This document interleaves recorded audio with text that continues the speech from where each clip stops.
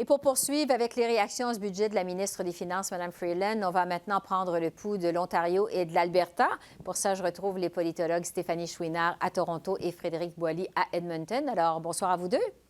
Bonsoir. Bonsoir. Bon, on va revenir sur cette pièce maîtresse de ce budget, c'est-à-dire la création d'un réseau national de garderies à coût abordable. Stéphanie, d'abord en Ontario. Bon, on le sait, ça coûte très cher de faire garder ses enfants.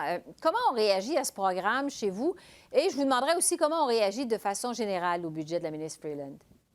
Oui, donc la sortie ne s'est pas fait tarder du point de vue du ministre de l'Éducation, Stephen Lecce, qui a plus ou moins critiqué la ministre Freeland de finalement s'immiscer dans les affaires des provinces en rappelant que le gouvernement de l'Ontario investissait à la hauteur de 1 500 $ par année dans le choix de garderies pour les parents, ce à quoi les parents n'ont pas tardé à rétorquer, oui, 1 500 $ par année, ça ne couvre même pas, dans la majorité des cas, un mois de service de garderie, surtout dans le Grand Toronto. Ouais. Et donc, je vous dirais qu'il y avait une certaine dissonance là, entre la population qui avait assez bien reçu cette annonce-là et le gouvernement provincial qui, lui, l'a pris avec un gros grain de sel. Oui. En Alberta, Frédéric, en ce qui concerne les dossiers des garderies, la province souhaite protéger son système actuel où la majorité, en fait, des garderies sont gérées par des opérateurs privés. Quelle est la réaction à ce programme du côté de l'Alberta?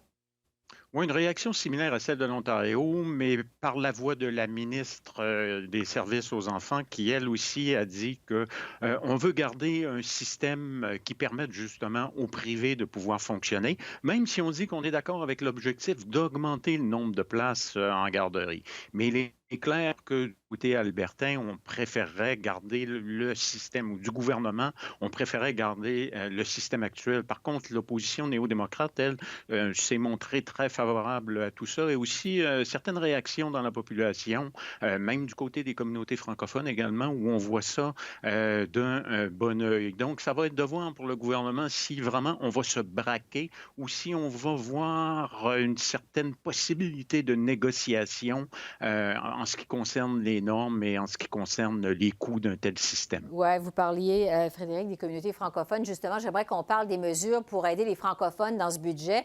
Ottawa qui investit pour faire avancer le dossier de la modernisation de la loi sur les langues officielles. Stéphanie, est-ce que c'est suffisant, ce qui est annoncé dans ce budget fédéral?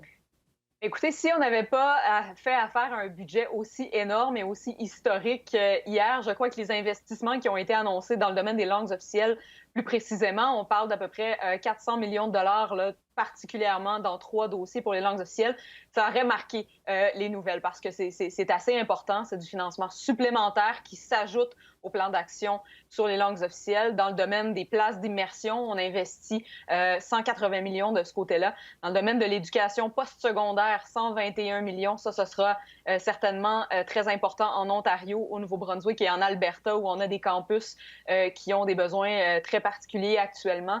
Et aussi du financement pour, notamment pour pour l'éducation, pardon, c'est-à-dire dans les infrastructures, les écoles. On pense notamment à la Colombie-Britannique où la Cour suprême, l'été dernier, a annoncé que 8 communautés méritaient soit une école française inexistante actuellement ou des réfections majeures aux infrastructures qui y étaient déjà. Donc, il y a des grands besoins dans ces 3 dossiers-là. Frédéric, réaction du côté de l'Alberta? Réaction positive, je dirais même assez très positive parce que, notamment dans le domaine de l'immersion, ça peut également favoriser l'éducation postsecondaire de manière, je dirais, indirecte, au sens où si jamais on va dans cette direction-là et qu'on demande, par exemple, le nombre de places en immersion, bien, ça veut dire pour l'éducation postsecondaire de former des enseignants également. Donc, les 2 mesures sont substantielles. Là où on a vu peut-être une critique, c'est-à-dire celle voulant que ça ne soit pas assez précis.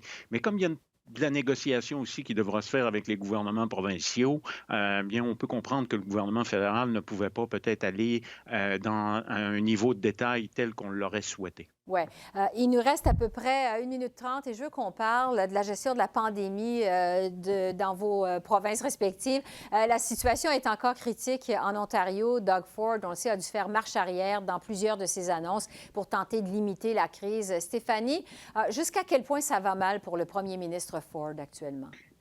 On est dans le creux de la vague actuellement. Dans le courant du week-end, M. Ford a dû faire marche arrière sur plusieurs des nouvelles mesures qui avaient été annoncées le vendredi. On sent qu'il perd la confiance de la population et qu'il perd la confiance même au sein de son caucus. On a des échos à Queen's Park que les membres de l'arrière-ban là, sont très peu confiants envers leur chef actuellement.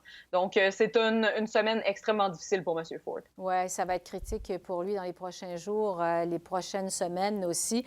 Du côté de l'Alberta, le nombre de cas de COVID par 100 000 habitants est plus élevé. C'est le nombre le plus élevé, en fait, au pays. Frédéric, est-ce que les Albertains font encore confiance au premier ministre Jason Kenney?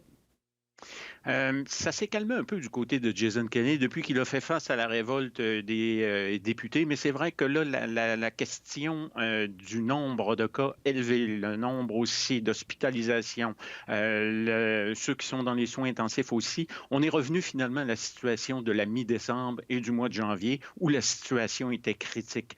Donc, je m'attends peut-être à ce que le gouvernement prenne des mesures peut-être supplémentaires si jamais la situation se détériore, mais pour le moment, là, le processus de vaccination prend un certain temps à se mettre véritablement en place, mais si ça va un peu mieux du côté de la vaccination, peut-être que là, les mesures qu'on devrait prendre ne seront pas nécessaires. Et là, ça pourrait faire augmenter un petit peu le niveau de confiance à l'égard du gouvernement, mais il reste quand même qu'il est bas. Oui, c'est ça. Et Stéphanie, pour terminer, parce que la situation est vraiment critique en Ontario, au niveau de la vaccination, on s'attend à quoi, là? Est-ce qu'il y a des mesures qui vont être prises? On s'attend à quoi? Oui, donc tout récemment, le gouvernement a décidé d'ouvrir la vaccination aux 40 ans et plus, le fameux vaccin AstraZeneca qui, jusqu'à tout récemment, était réservé aux 55 ans et plus. Mais il y a des manquements. On parle, il y a plusieurs personnes sur les réseaux sociaux qui font des comparaisons avec les Hunger Games, c'est-à-dire qu'il n'y a pas de système centralisé en Ontario. On doit faire une multitude d'appels dans les différentes pharmacies pour tenter d'obtenir un rendez-vous, alors que dans d'autres provinces, le système a été beaucoup plus clair à l'utilisation pour la clientèle. Donc, c'est un autre point mort pour le gouvernement, surtout dans les circonstances où on avait embauché Rick Hillier pour tenter d'organiser la vaccination et on ne voit pas vraiment les résultats de cette embauche actuellement. Un autre défi supplémentaire pour le gouvernement de Doug Ford. Stéphanie Chouinard à Toronto, Frédéric Boily à Edmonton. Merci beaucoup. Merci de ce compte rendu. On se retrouve la semaine prochaine.